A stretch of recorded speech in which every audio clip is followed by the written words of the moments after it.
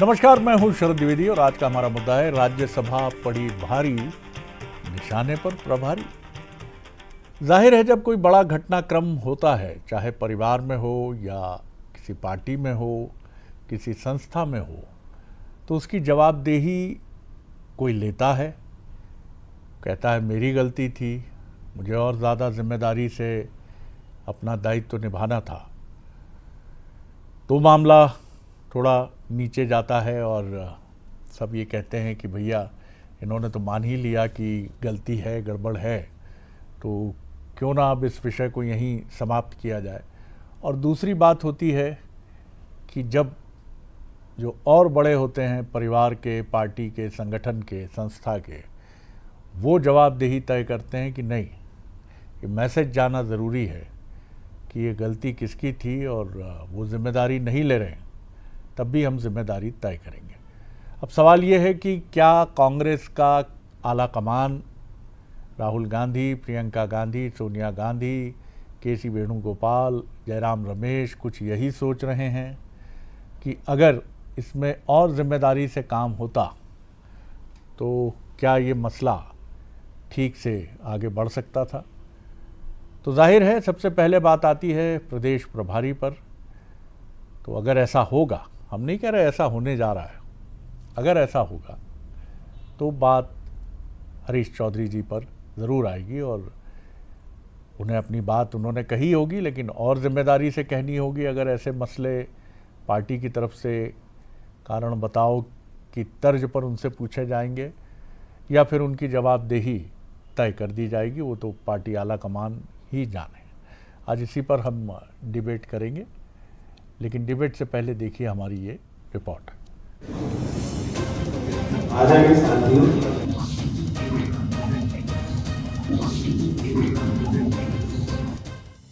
राज्यसभा चुनाव की आपाधापी के बीच कांग्रेस के मंच पर दिखी ये तस्वीरें पार्टी के अंदर की पूरी कहानी कह देती हैं। मीनाक्षी नटराजन का नामांकन निरस्त होने के लिए अभी तक बीजेपी पर दोष मढ़ रही कांग्रेस ने अपने गिरेबान में झांकना शुरू कर दिया है। इस मामले को लेकर हाईकमान नाराज बताया जा रहा है और पार्टी के प्रदेश प्रभारी से लेकर प्रदेश नेतृत्व तक से इस बारे में सवाल जवाब किए जा सकते हैं। प्रेस कॉन्फ्रेंस के दौरान दिग्विजय सिंह के साथ जो कुछ हुआ उसको लेकर कार्यकर्ताओं में भारी नाराजगी है और ये बात कांग्रेस नेता भी मान रहे हैं।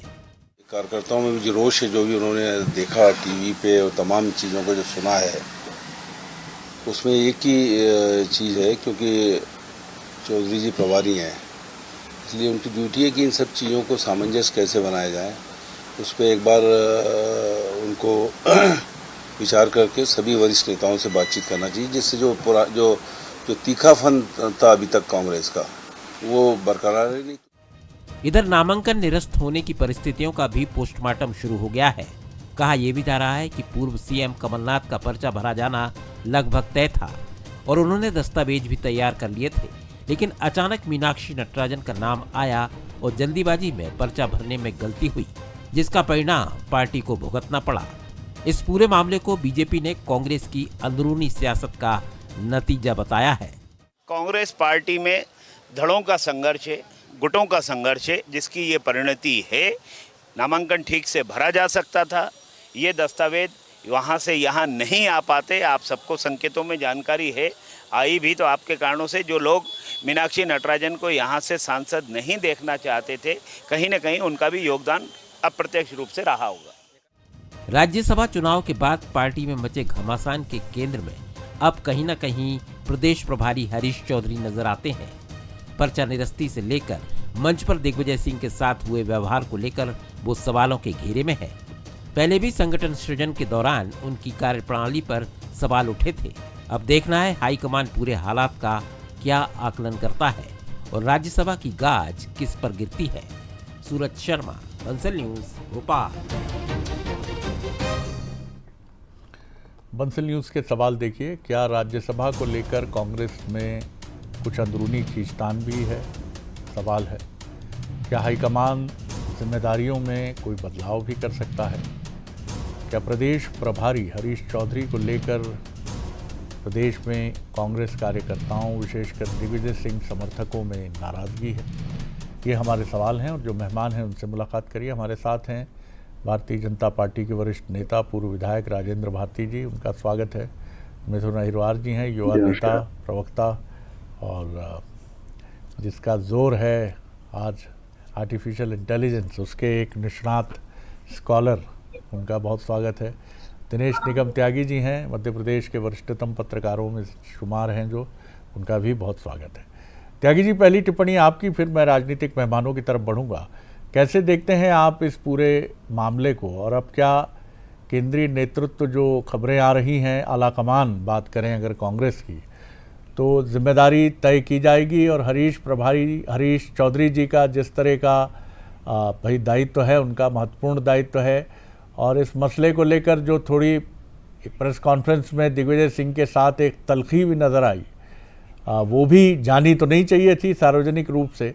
तो इन तमाम चीज़ों को देखते हुए क्या लगता है आपको?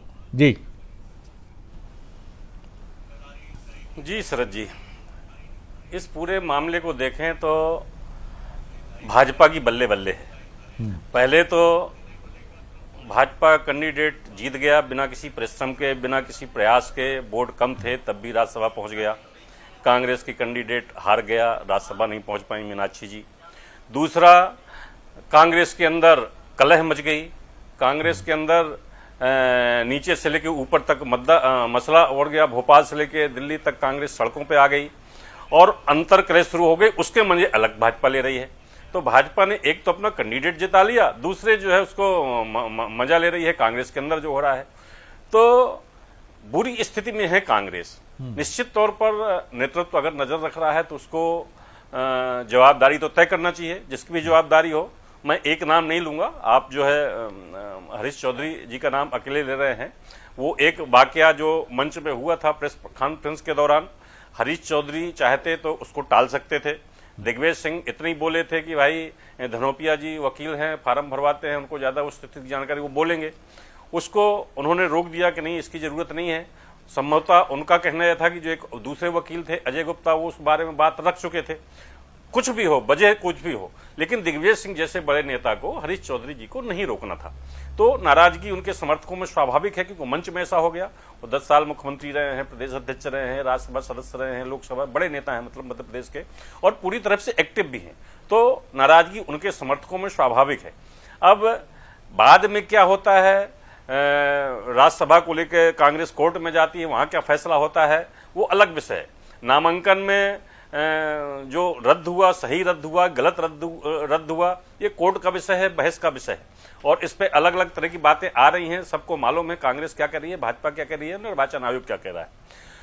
तो मेरा कहने का मतलब यह है कि इसमें हरीश चौधरी का जहां तक सवाल है, प्रदेश प्रभारी का, उनका पूरा काम मॉनिटरिंग का होता है। हरीश चौधरी प्रभारी जो बनाया जाता है वो सबको साथ लेके चले, सबको एकजुट करे, पार्टी को आगे बढ़ाए, हर गतिविधि पर नजर रखे। ये हरीश चौधरी जी का काम है। लेकिन ज्यादा जवाबदारी प्रदेश अध्यक्ष की और नेता प्रतिपक्ष की है। नेता प्रतिपक्ष के अंदर में सारे विधायक हैं जिनको वोटिंग करना है, और जो है जो अपने प्रदेश अध्यक्ष हैं वो भी उनकी भी महत्वपूर्ण भूमिका होती है, संगठन उन्हीं को चलाना होता है। जो वकील होते हैं वो नामांकन भरते हैं। धनोपिया जी का मैंने बयान देखा, धनोपिया जी अभी भी कह रहे हैं कि वो जो नामांकन है पूरी तरह से सही था, उसमें कुछ गलत नहीं था, और जो है नामांकन में कोई गलती नहीं थी, मैं इतने समय से भरवाता चला रहा हूं नामांकन। अब वो जो जानकारी है वो आप जो है कमलनाथ पे, दिग्विजय सिंह पे, कांग्रेस के दूसरे नेताओं पे आप जवाबदारी भले डालें, जैसा कि भाजपा कह रही है अंदरूनी लड़ाई का नतीजा है कि नामांकन अच्छे से नहीं भरा गया। लेकिन मुझे लगता है कि वो प्रकरण मीनाक्षी का खुद का था। मीनाक्षी जी को खुद मालूम था उस नोटिस के बारे में, उस प्रकरण के बारे में, तो उनको खुद से होकर बताना चाहिए। कई सवाल है, कोई दोषी है जी कई सवाल है। आप इसकी तरफ भी इशारा कर रहे हैं कि किसी एक की जवाबदेही नहीं, एक से अधिक नेताओं की जो जिम्मेदार पद पर हैं उनकी भी जिम्मेदारी तय की जा सकती है। जाहिर है, इससे भी इनकार नहीं किया जा सकता, क्योंकि जिम्मेदारी तो ये प्रदेश के टॉप लीडरशिप की थी, जिसमें कमलनाथ, दिग्विजय सिंह, जीतू पटवारी, उमंग सिंगार से लेके धनोपिया जी तो बहुत बाद में आते हैं। पहले इन प्रमुख लोगों की जिम्मेदारी थी कि जो सीट आप जीतने वाले थे, और करीब करीब 1 दर्जन संख्या कम है बीजेपी के पास, और वो सीट जीत जाती है बिना प्रयास के, और आप हार जाते हैं। क्यों? भारती साहब, आप कैसे देखते हैं अब आगे की तैयारी? खैर आपका विषय नहीं है, लेकिन फिर भी विषय नहीं है, तब भी दोनों बहुत रुचि लेते हैं। हम हमेशा ये बात कहते हैं। क्या टिप्पणी है आपकी जी, संक्षेप में? शरद जी, भारतीय जनता पार्टी प्रारंभ से ही इस बात को हर मंच पे और हर क्षेत्र में खुले रूप से रखा है कि कांग्रेस क्षत्रपों की पार्टी है और गुटों पे आधारित राजनीतिक दल बनकर के कांग्रेस अपना कार्यकलाप करता है। तो निश्चित रूप से जो हर देखेगा कि जो भारतीय जनता पार्टी ने जो स्थितियां रखी, वही स्थितियों का खुलासा हम नहीं कर रहे, कांग्रेस पार्टी कर रही है, अपने व्यवहार से कर रही है और अपने कृत्यों से कर रही है। कि अब इतना बड़े चुनाव में एक भी डमी कैंडिडेट को नहीं रखना, ये स्पष्ट था कि अगर पार्टी को कहीं किसी प्रकार से कोई परिस्थिति बनती थी, उसको फेस करने के लिए आपके पास बहुमत था और आपको पूरा विश्वास था, तो एक डमी कैंडिडेट तो सामान्य व्यक्ति प्रत्याम रखता है। तो डमी कैंडिडेट भी नहीं रखना, इसका मतलब ये तय था कि किसी और पे भरोसा नहीं है और हमारे लोग टूट करके कहीं और जा सकते हैं। ये कांग्रेस को ही भरोसा नहीं था इस चुनाव के दरमियान में कि हमारे पास बहुमत होकर के भी हम बहुमत में रहेंगे या नहीं रहेंगे। दूसरा पक्ष, जैसा कि अभी आप पूरे देश को इस बात को प्रभावित किया कि चुनाव निर्वाचन प्रक्रिया के तहत अपनी सारी बातों को रखना उनका नैतिक उत्तरदायित्व है, लेकिन वो नहीं हुआ। जब वो नहीं हुआ तो जो भी राजनीतिक दल होगा उसका निश्चित रूप से वो पक्ष रखेगा और उस पक्ष रखने के दरमियान में ही जो स्थितियां थी वो रिटर्निंग ऑफिसर ने स्पष्ट कर दिया। अब इसके बाद फुटबॉल की स्थिति और एकता बताने का जो प्रयास किया गया, हवाई जहाज की तैयारी की गई, उसमें 15 विधायक भी मात्र नहीं पहुंच पा रहे हैं, बाकी लोगों के पते नहीं है। ये सारा का सारा परिदृश्य जो दिखाई दे रहा है वो कांग्रेस के चरित्र के और व्यवहार का प्रदर्शन है और अभी भी खत्म नहीं हुआ शरद जी। लगातार अभी आप स्वयं देख रहे हैं कि हरीश चौधरी जी अपनी बात रखने की बात का प्रयास कर रहे हैं और वही दिग्विजय सिंह की अवहेलना कर रहे हैं। तो ये सब सारे दृश्यों को दिखा करके कांग्रेस का जो चरित्र है और जो व्यवहार है वो पारदर्शिता के दृष्टिकोण से जनता के बीच में एकदम खुलासा है कि गुटों के पे आधारित राजनीतिक दल के रूप में और अविश्वास के आधार पे कांग्रेस पार्टी का काम करने का जो तरीका है वो अपने आप में दिखाई दे रहा है। जनता के जवाब लेता हूं, फिर लौटता हूं आपकी तरफ। कई सारे प्रश्न हैं और इनके उत्तर जरूरी हैं क्योंकि जवाब कांग्रेस को ही देना है और हम सब भी कांग्रेस को ही सुनना चाहेंगे कि आखिर वो इसके लिए किसी को जवाबदेह मानती है बीजेपी के अलावा, क्योंकि सारी गलतियां तो बीजेपी में देख ली जाती हैं। ये सब बीजेपी, अरे भैया कोई अपनी भी तो तरफ थोड़ा तो रिट्रोस्पेक्शन होना ही चाहिए। डमी कैंडिडेट, सही बात है, एक हाई प्रोफाइल चुनाव हो ही गया था, जब तीसरा उम्मीदवार आ गया था तो आपको कुछ और प्रिकॉशंस तो लेने ही थे। जी मिथुन जी। शरद जी, बहुत अच्छी बात है डमी कैंडिडेट की। हमारे भाजपा के साथी ये बताएं कि हमारे पास तो 62 विधायक थे, 62 में से 61 हमने दिल्ली में मीडिया के सामने प्रस्तुत किए। तो हमारे पास तो 62 थे, 58 विधायक चाहिए होते हैं एक राज्यसभा की सीट निर्वाचित करवाने के लिए।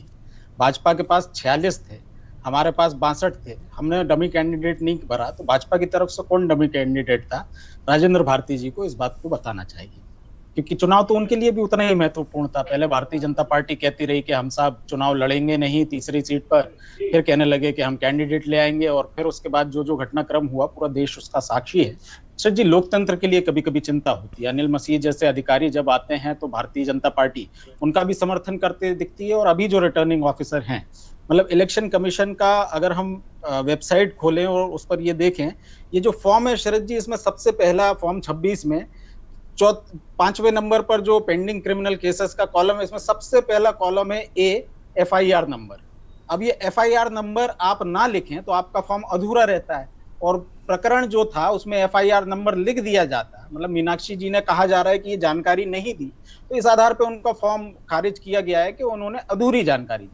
यदि वो लिख देती कि मेरे खिलाफ ये FIR दर्ज है तो उनका फॉर्म इस आधार पर खारिज किया जाता कि आपके खिलाफ कोई FIR दर्ज नहीं है, आपने गलत जानकारी दी है और गलत जानकारी देने के कारण आपका फॉर्म निरस्त किया जाता है। जिन लोगों ने अपनी सोच ही ये बना ली हो कि कांग्रेस को हमें उस कंपटीशन में ही नहीं उतरने देना है, जिन्होंने सोच लिया था कि हम चाहे कुछ भी पर्चे में भर दें, पर्चा खारिज ही करना है, तो इस व्यवस्था के साथ यदि ये लोग इतने कॉन्फिडेंट रह करके अपना डमी कैंडिडेट नहीं डाल रहे थे तो वो तो सबके सामने है। दिग्विजय सिंह जी की जहां तक बात है, दिग्विजय सिंह जी इस प्रदेश के ही नहीं, इस देश के बेहद एक सम्मानित नेता हैं और उनका सम्मान, चाहे प्रदेश प्रभारी हो, चाहे प्रदेश अध्यक्ष हो, चाहे एलओपी हो, और हम सब जैसे छोटे मोटे कार्यकर्ता है, पूरा प्रदेश इंक्लूडिंग बीजेपी के नेता सब उनका सम्मान करते हैं। सब उनके सम्मान में जो गुस्ताखी करने की सोच भी नहीं सकते। अभी जो अवस्था दिखाई जा रही है, जो प्रेस कॉन्फ्रेंस दिखाई जा रही है, उसको लेकर के ना हरीश चौधरी जी का ना दिग्विजय सिंह जी का कोई बयान आया है। और हम सबको ये अवसर मिला कि हम लोग शनिवार को दिग्विजय सिंह जी से मिलने का हमें सौभाग्य प्राप्त हुआ, तो उन्होंने इस बारे में कोई जिक्र नहीं किया और वो ठीक से हमसे बात कर रहे थे। जिन प्रश्नों के हम उत्तर उनसे चाह रहे थे पार्टी की आगे के लिए, वो जवाब भी दे रहे थे। तो अगर आप सब मीडिया, हमारे दोनों ही नेता बड़े मीडिया फ्रेंडली हैं, इस बारे में कोई बयान आएगा तो हम उस पर जरूर चर्चा करेंगे। लेकिन भारतीय जनता पार्टी, जिसके के लिए भाजपा के ही प्रदेश प्रभारी पी मुरलीधर राव रहते, भाजपा के नेताओं के लिए, उनकी बुद्धि के लिए क्या कहते हैं, मैं उस पर नहीं जाना चाहता शरद जी। मैं इस पर भी नहीं जाना चाहता कि राकेश सिंह जी जब अध्यक्ष थे तो एक कार्यकर्ता ने उनके पोस्टर पर क्या किया था। मैं इस पर भी नहीं जाना चाहता कि लगातार अजय बिश्नोई, उमा भारती जी और पन्नालाल शाक्य जी भाजपा की सरकारों और उनके नेताओं के बारे में क्या कहते हैं। हमारा विषय ये है कि मध्य प्रदेश में राज्यसभा में जो हमारा अधिकार था, जो जनता का अधिकार था मध्य प्रदेश की, उससे वो अधिकार छीना गया है। कानूनी जो चुनौतियां होती हैं उनको सामने रखा गया है। लेकिन बड़ी चिंता इस देश के लोकतंत्र के लिए होती है कि पहले भाजपा आरोप लगाती है कि 15 विधायक आपके साथ नहीं थे। जब 61 विधायक सामने प्रस्तुत किए जाते हैं तो पर्चा खारिज किया जाता है। कभी कहा जाता है कि आपने अधूरी जानकारी दी, फिर बाद में अगर हम भर देते तो कहते थे कि आपने ज्यादा जानकारी दे दी। तो इस व्यवस्था में हम जाएंगे तो हमें लोकतंत्र के लिए चिंता होती है। और साथ ही साथ भाजपा की सरकार जिस तरीके के काम कर रही है, आपके चीफ सेक्रेटरी जिस तरीके के बयान दे रहे हैं, आपके डीजीपी जिस तरीके के बयान दे रहे हैं, उनको देख करके भी हमें चिंता होती है कि जिम्मेदारी का अभाव इस सरकार के अंदर है।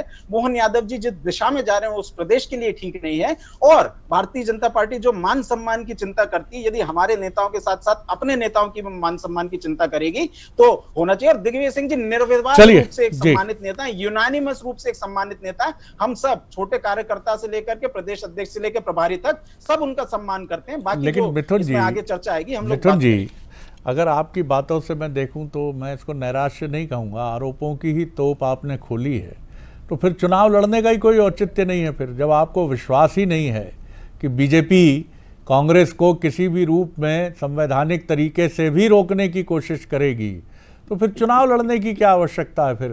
फिर आपकी सरकारें भी बन जाती हैं कर्नाटक में, आपकी सरकार केरलम में भी बन जाती है, आपकी सरकार हिमाचल में चल ही रही है। तो ये जहाँ पर आपकी सरकारें बन जाती हैं वहाँ सब ठीक होता है, वहाँ ना ईवीएम में गड़बड़ी होती है, ना वहाँ पर कोई संवैधानिक क्राइसिस होता है।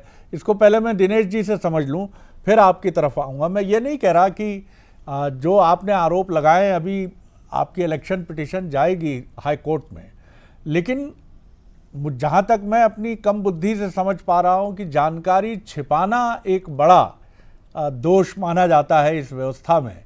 अगर आप ये कह देते कि एफआईआर नहीं है लेकिन एक मामले में लीगल नोटिस है, तो इसको किस आधार पर निर्वाचन अधिकारी या निर्वाचन आयोग खारिज कर देता, ये समझना बड़ा कठिन है। दिनेश जी, इस पर दोनों प्रश्नों पर आपका जवाब। जी शरद जी, मैं मिथुन जी की कुछ बातों से सहमत हूं। जैसे हमने अभी तक देखा है, अभी तक राज्यसभा चुनाव बहुत सारे देखे हैं। राज्यसभा चुनाव में आमतौर पर डमी कैंडिडेट की व्यवस्था हमने नहीं देखी। चाहे भाजपा भर्ती रही हो, चाहे कांग्रेस भर्ती रही हो, डमी कैंडिडेट हमने नहीं देखे। जहां तक नामांकन में गलती का, जानकारी का सवाल है, तो एक झारखंड का मामला भी आया था, अगर आपने भी, शायद आपकी संज्ञान में आया होगा, कि वहां भी कोई गलती थी, आपत्ति लगाई गई, तो उसमें निर्वाचन अधिकारी ने सामने वाले को गलती ठीक करने का अवसर दिया। लेकिन ये जो मिथुन जी ये कह रहे हैं कि उनके खिलाफ कोई, जो आप उस फार्म को देखिए तो उस नामांकन फार्म में बिल्कुल सही है, जो आपराधिक प्रकरण है उनकी जानकारी देने का उल्लेख है। लेकिन कोई नोट, ऐसे तो आप ये समझ लीजिए कि शरद जी, जाने कितने नेता ऐसे होंगे, जाने जिनको कितने नोटिस मिलते हैं, याचिकाएं दाखिल होती हैं और उनका जवाब वो देते हैं, लेकिन उसका उल्लेख कभी नामांकन फार्म में भरा जाता है मैंने देखा नहीं है। तो ये इसीलिए मैंने शुरू में कहा था कि ये लीगल विषय है। जब कोर्ट में बहस होगी तो हो सकता है, जो हमारा अपना अनुभव तो जिस आधार पर फार्म निरस्त किया गया है, हो सकता है कोर्ट में वो न टिके और बाद में पता चल जाए कि तीनों निर्वाचित कैंडिडेट हैं तो उनके चुनाव रद्द किए जाते हैं, चुनाव कराए जाएं। ये एक संभावना मैं बता रहा हूं, और ये भी हो सकता है उसको सही मान लिया जाए। सुप्रीम कोर्ट भी जो कांग्रेस गई, तो सुप्रीम कोर्ट ने भी कांग्रेस का कहना गलत है ऐसा नहीं कहा। सुप्रीम कोर्ट ने यह कहा कि निर्वाचन आयोग की जब तक प्रक्रिया चलती है तब तक सुप्रीम कोर्ट हस्तक्षेप नहीं करता, और ऐसे मामले पर परंपरा बन जाएगी, फिर हमें हमेशा सुनना पड़ेगा। इस आधार पर सुप्रीम कोर्ट ने खारिज कर दी और बोले आप हाई कोर्ट जा सकते हैं। तो रिट पिटीशन ये लगाएंगे तो डमी कैंडिडेट की व्यवस्था मैंने नहीं देखी अभी तक, लेकिन और जो नामांकन पत्र में जानकारी का सवाल है तो ये बात सही है, आपराधिक प्रकरण जो होते रहे उनको दर्ज किया जाता रहा है। जहां तक हमने देखा है नामांकन में जानकारी होती थी, वो जानकारी हम लोग प्रकाशित भी करते थे कई बार। और ये चूंकि केस था, सिर्फ नोटिस का केस था, और आपने सुना होगा उस कोर्ट ने तो उस याचिका को वापस ही कर दिया, मतलब उसको सुना ही नहीं जो नोटिस जारी किया गया था। खैर ये बाद की बात है, लेकिन अभी तो फिलहाल राज्यसभा कांग्रेस के हाथ से चली गई और भाजपा कैंडिडेट जीत गया। बिल्कुल। और जहां तक कांग्रेस में विवाद का सवाल है तो मिथुन जी भले कहते हैं कि वो दिग्विजय सिंह नेता हैं, दिग्विजय सिंह ने कुछ नहीं कहा है, ना हरीश चौधरी जी का बयान है, लेकिन दिग्विजय सिंह के जितने समर्थक हैं वो सब झंडा लिए हुए, सब कह रहे हैं उनका अपमान हुआ है और ये अपमान बर्दाश्त नहीं करेंगे। तो विवाद तो है। जी राजेंद्र जी। शरद जी पहले तो मैं मिथुन जी के एक विषय को लेकर के मैं बोलना चाहूंगा कि जैसा कांग्रेस की एकता का प्रदर्शन करने के बाद मिथुन जी कह रहे हैं कि हमारे 61 सदस्य जो वहां संख्या के बल के आधार पर गए और उन लोगों ने जैसा कि ज्ञापन दिया है, जो वहां अपनी उपस्थिति दर्ज कराई, तो मेरा प्रश्न है, वो आम जनता के बीच में ये प्रश्न कई बार उठा भी है कि जब इतनी ही एकता और कांग्रेस पार्टी में रही है, तो जब आपका जहाज उड़ने वाला था तब वहां सारे 61 के 61 लोगों की संख्या वहां आंकलन क्यों नहीं की गई? जब वहां नहीं की गई इसका मतलब है कि वो तो आपके यहाँ पहले से थी। जब आपकी पार्टी का एक मैंडेट जारी करने के बाद में एक प्रोग्राम आपने डिसाइड किया, इतना बड़ा जहाज आपने इसको हायर किया, उतने सारे लोगों को जाने के लिए आपने स्थान तय किया, तो तब कांग्रेस पार्टी के जुड़े हुए साथियों की संख्या वहां क्यों नहीं दिखाई दी? जब ये सारे रायते ढोल दिए जाते हैं, सारी स्थितियां निर्मित कर दी जाती है, तो तब एकता की बात की जाती कि ताकि जो दोषी व्यक्ति भी ये कहे कि मैं तो दोषी नहीं हूं, मैं तो पार्टी के साथ में हूं। जवाब दीजिए मिथुन जी, जवाब दीजिए। बड़ा सवाल कर रहे हैं भारती साहब जी, जवाब दीजिए मिथुन जी। भारती जी, इसी प्रोपेगेंडा से तो हम लोग लड़ रहे हैं। कह दिया जाता है भाजपा की ओर से कि 15 विधायक भी नहीं थे, 61 होते हैं, और हम आपका यकीन कर लें कि साहब 15, जब आंखों से हम 61 देख रहे हैं तो हम आपकी बात 15 की क्यों माने। चलिए मैं विषय पर आता हूं। शरद जी ने एक बेहद महत्वपूर्ण प्रश्न किया कि हमने यदि जो आपराधिक प्रकरण के रूप में वो लिख देते, तो शरद जी जब एक फॉर्म भरा जाता है, आप लोग सब विद्वान लोग हैं, आप लोगों से हम लोग लगातार सीखते हैं, लेकिन जो जिस फैशन में उसको भरना चाहिए, मान लीजिए मेरे पास एक मकान है और मैं 2 मकान लिख दूं, तो इस आधार पर मेरा फॉर्म खारिज हो जाएगा कि आपके पास एक ही मकान है, आपने 2 केसें लिख दिए। अगर मेरे पास 0 केस है और मैं 1 केस लिख दूं, तो इस आधार पर फिर मेरा फॉर्म खारिज होगा था कि आपके ऊपर 0 केस है, आपने 1 केस ज्यादा केस बता दिया। धारा 33 से जो कहती है वो ये कहती है कि कोई भी केस नहीं, वो केसेस जिनके अंदर 2 साल से ज्यादा का कन्विक्शन हो और आपके ऊपर चार्जेस फ्रेम हो गए हो। कांग्रेस पार्टी की ओर से ये तथ्य रखे गए हैं जो आईपीसी और बीएनएस की धारा के अनुरूप हैं। तो मुझे लगता है ठीक है, आज जो कोर्ट का निर्णय है, कोर्ट ने इसको गलत नहीं बताया, लेकिन मुझे यकीन है कि ये जो हम तथ्य रख रहे हैं इसके आधार पर हमारी जीत होगी। और मध्य प्रदेश के जो तीनों उम्मीदवार हैं, क्योंकि प्रेफरेंस आधार पर वोट जाया जाता है, तो तीनों का निर्वाचन रद्द हो, हमारी इच्छा तो ऐसी नहीं थी, लेकिन भाजपा ने प्रकरण कुछ ऐसा उलझा दिया है। मिथुन जी एक व्यवहारिक बात यह भी है कि आटे के ढेर में थोड़ा सा अधिक नमक मिलाया जा सकता है, लेकिन नमक के ढेर में आटा आप कितना मिलाएंगे? अगर कोई व्यवस्था, ये आप बिल्कुल सही कह रहे हैं, हमारी व्यवस्था में चूक होती है, ये हमने देखा है, और वो ठीक भी की जाती है हमारी संवैधानिक संस्थाओं के द्वारा। हमारे निर्णय जो होते हैं, हमारी एजेंसीज के निर्णय होते हैं, हाई कोर्ट के निर्णय पर प्रतिकूल निर्णय सुप्रीम कोर्ट का आता है। तो ये महत्वपूर्ण बात है कि अगर आप ये सारी बातें कह रहे हैं, जो आप दावा कर रहे हैं, तो फिर तो आप तो निर्विवाद रूप से जीत कर ही आएंगे। फिर अंतिम निर्णय जो भी हाई कोर्ट का होगा वो तो आपके पक्ष में होगा। कोई भी निर्वाचन अधिकारी या कोई भी संस्था जोखिम उतना ही उठाती है जितना आटे में थोड़ा सा नमक मिलाने जैसा होता है। उसकी भी अपनी एक प्रतिष्ठा होती है, उसे भी एक दिन सेवानिवृत्त होना होता है, उसे भी एक दिन जनता को जवाब देना होता है कि 20 साल पहले आपका एक बहुत चर्चित फैसला था, उस पर आप क्या कहेंगे। तो ये ऐसी व्यवस्था नहीं है कि अंधेर नगरी चौपट राजा, टका शेर भाजी टका शेर खाजा। जी बोल लीजिए जल्दी से, वक्त कम है। शरद जी मैं तो चाहूंगा राजेंद्र भारती इस बात पर जवाब जरूर दें कि सेम प्रकरण रांची में भी हुआ, झारखंड में भी और मध्य प्रदेश में अलग विषय था सर, वो अलग विषय था, वो नाम में त्रुटि संबंधित था। हम यही जानना चाहेंगे दोनों में संवैधानिक किस राज्य में गलत है, क्योंकि दोनों जगह सही तो नहीं हो सकता। तो राजेंद्र जी जवाब दे दीजिए अगर आपकी जानकारी में है तो। देखिए भारतीय जनता पार्टी ने पहले ही जवाब दिया है, और ये बात ये देखिए आयोग का अपना विवेक का प्रश्न है और निर्वाचन प्रक्रिया के तहत रिटर्निंग ऑफिसर जो देख करके जो निर्णय लेता है, उस निर्णय के आधार पे टिप्पणी करना है तो आप अगली इकाई का जो पक्ष अपने जो भी राजनीतिक दल हो या अन्य पक्ष है वो रखेगा। अगर हमारी बात गलत है, हमारा पक्ष गलत है, तो निर्णय कोर्ट देगी। अब इसमें भारतीय जनता पार्टी को शामिल करना, आगे नहीं बढ़ा पाऊंगा मैं समझता हूं कि वक्त ये कम है। बहुत शुक्रिया करूंगा आप तीनों मेहमानों का। विषय बहुत लंबा है, बहुत लंबा चल सकता है, लेकिन मजबूरी है हमारी भी। बहुत शुक्रिया आप तीनों मेहमानों का।